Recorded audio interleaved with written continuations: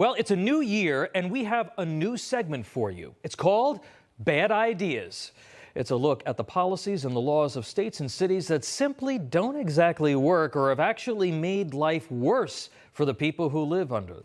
So you might be saying, well, I don't live in California, so why do I care? Well, because sometimes bad ideas in one form or another do make their way to other states. So here to kick us off, the state of New York is instituting all kinds of new green energy rules and regulations. There's a catch. You can't be green, for some reason, unless you're union as well. To discuss, we welcome Ken Girardin. He's a fellow at the Empire Center for Public Policy. Ken, good to see you. You recently wrote a really fantastic Wall Street Journal op-ed on this. It was just terrific. And in it, you describe the new plan as follows: prohibiting new natural gas stoves, furnaces, and water heaters, banning new gasoline-fueled vehicles, and a compliance obligation or tax on nearly anything that generates greenhouse gases.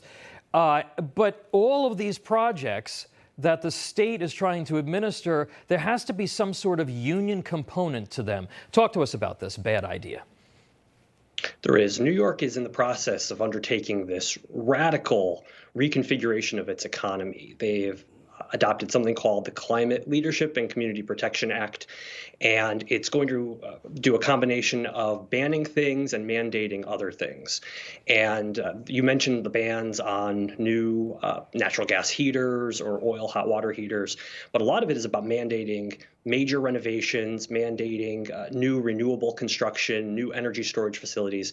One thing that the Climate Action Council, which is the council that's guiding the regulations that are going to impose all of this stuff, tucked into their recommendations late last year was this requirement that pretty much every facet of this use union labor in one form or another. The three biggest pieces are requiring prevailing wage, which essentially means that you must match union contract terms on your jobs, project labor agreements, which means you can't use non-union labor, and labor peace agreements, which means you need to have an agreement in place with a labor union just to operate.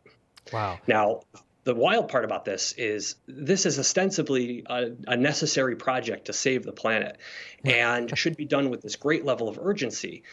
But the state of New York is saying we can't tackle this crisis unless we take care of this political constituency. Yeah. You have to pick. It's one or the other. And by the way, I mean, you talk about prevailing wage in a state like New York. That means that the cost of all these projects could go up by 30% or more. You know, I always ask Ken about all the hyperventilating over climate change in these policies, whether it's about actually reducing emissions or making money, or in this case, appealing to a special interest group. Talk to us about how this is going to impact the people of the state.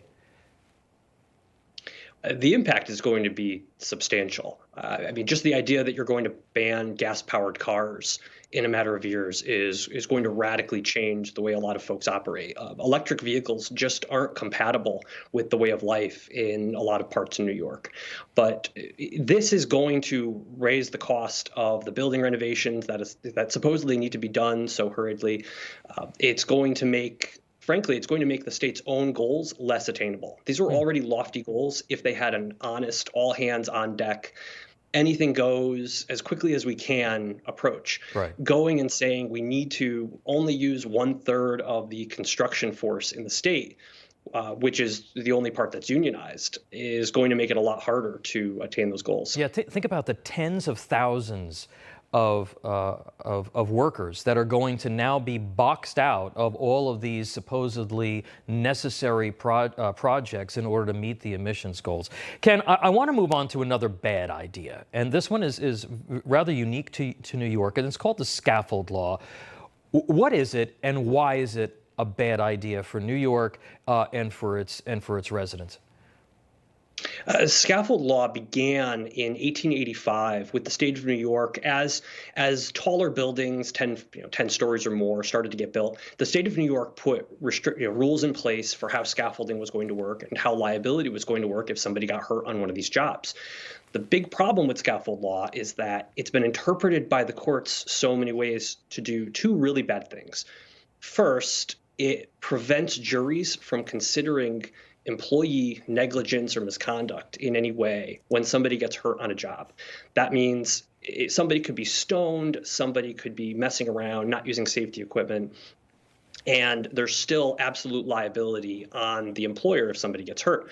And then separately, this law that was enacted with big construction in mind has been interpreted subsequently to affect essentially any gravity-related injury. So you could be talking about somebody falling 2 feet in a basement, right, and they have a scaffold law claim. Yeah, so and it's an absolute liability standard. So for folks at home, that means that if you are managing the construction site or if you own the building, you are liable. There is no mitigating circumstance. And you brought up people going on these jobs stoned, and New York, of course, just legalized marijuana.